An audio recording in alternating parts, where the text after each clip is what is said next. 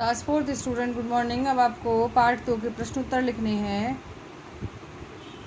बच्चों, आपको कोविड-19 से बचने के लिए अभी घर पर ही रहना है और हम जितना भी कार्य आपको करवा रहे हैं इस माध्यम से आपको वो कार्य अपना पूरा करना है, कॉपियों में ही करना है, क्योंकि अब आपकी कॉपियाँ इसी माध्यम से चेक भी हो रही हैं। तो इसलिए आप अपना कार्य करते रहिए ताकि आप पढ़ाई में पीछे न रह जाएं किसी से भी। ठीक है। सभी अभिभावकों से मेरी विनती है कि आप अपने बच्चों की फ़ीस थोड़ी थोड़ी करके समय से जमा करवा दें विद्यालय में, ताकि विद्यालय का कार्य भी बहुत अच्छे से चल सके। क्लास 4th स्टूडेंट, चलिए आज हम लिखेंगे प्रश्नों के उत्तर। पहला प्रश्न है, क वर्णमाला किसे कहते हैं? वर्णमाला किसे कहते हैं?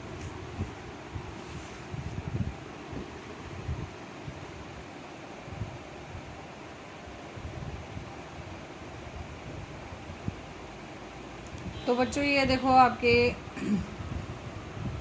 उत्तर ये है, वर्णों का समूह जब निश्चित क्रम में होता है तो वर्णमाला कहलाती है।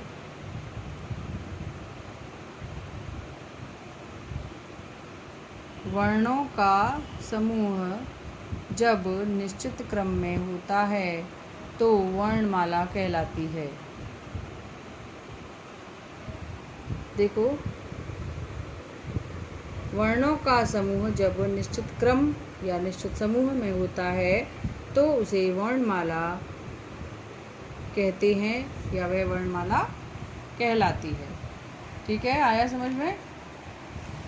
दूसरा प्रश्न है आपका, ख स्वर और व्यंजन की परिभाषा लिखो। स्वर और व्यंजन की परिभाषा लिखनी है आपको।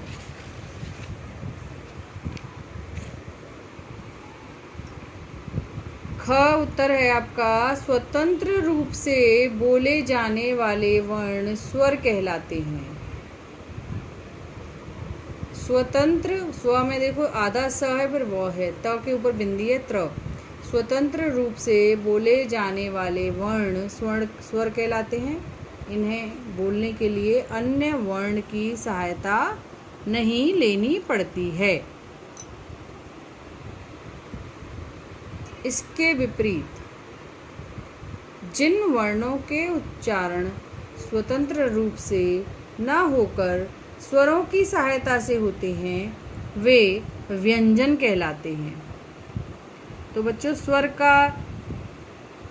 जो होते हैं वो स्वतंत्र रूप से बोले जाते हैं, लेकिन व्यंजन को हम स्वर की सहायता से बोलते हैं। ठीक है, तो ये उत्तर लिख लीजिए इसका। तीसरा आपका प्रश्न है, ग संयुक्त व्यंजन और संयुक्ताक्षर में क्या अंतर है? उदाहरण सहित बताओ। संयुक्त व्यंजन और संयुक्ताक्षर। संयुक्त व्यंजन मैंने आपको बताए थे, क शा क्षत्रिय है और ज्ञा ज्ञानी है, ये क्या है? संयुक्त व्यंजन है। संयुक्ताक्षर कौन से थे? जिसमें मैंने बताया था च और छ मिलकर बना था छा, अच्छा और पक्का, ऐसे करके वो हैं। देखिए, अब आप इसका हम उत्तर लिखेंगे। जो आपका ग है उत्तर प्रश्न ही उसका उत्तर है, दो अलग अलग व्यंजनों से मिलकर बने व्यंजन जो अपने मूल स्वरूप से भिन्न होते हैं संयुक्त व्यंजन कहलाते हैं। हिंदी में छ, त्र, ज्ञ और श्र चार संयुक्त व्यंजन होते हैं। ठीक है, तो देखो आधा क, ये देखो यहाँ पे आधा क के नीचे हलंत प्लस श बन गया छा क्षत्रिय, त और र बनकर मिल गया त्रा त्रिशूल। ये हलंत जरूर लगाना है आपको। ज और हलंत प्लस य ज्ञा बन गया, श और र से श्र बन गया। अब है दो अलग अलग व्यंजनों से मिलकर बने व्यंजन जो अपने मूल स्वरूप में ही होते हैं संयुक्ताक्षर कहलाते हैं। इसमें पहला व्यंजन स्वर रहित तथा दूसरा व्यंजन स्वर सहित जुड़ा होता है। स्वर रहित मीन्स जिसमें स्वर नहीं होता, और दूसरा व्यंजन स्वर सहित होता है। जैसे च,